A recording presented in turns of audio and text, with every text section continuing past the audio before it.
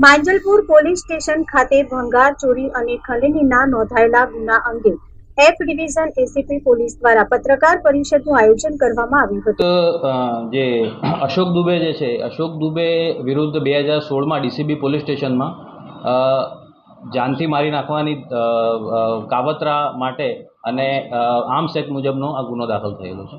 ગુનાહિત ઇતિહાસ છે।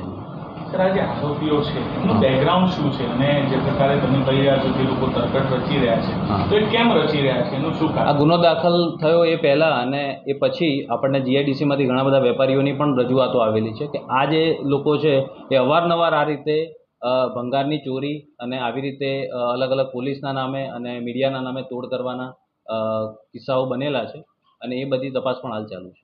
તો એટલે આ લોકો શું કહેતા હતા, જે પ્રકારે કહી રહ્યા છો કે પોલીસના નામે કે મીડિયાના નામે, તો શું કરતા હતા, શું એકચ્યુઅલ, અને જે લોકોની ફરિયાદ આવી રહી છે શું આવ્યા? બસ એ લોકો આવી રીતે કોઈ ચોક્કસ કોઈ કામ ધંધો કરતા હોય એવું છે નહીં। ટેમ્પો ચલાવે છે, કોઈ બીજું સામાન્ય મીડિયા સાથે ફરતું હોય એ પ્રકારના કામ, કોઈ વ્યવસ્થિત કામ ધંધો કરતા હોય એવા કોઈ મળેલા નથી।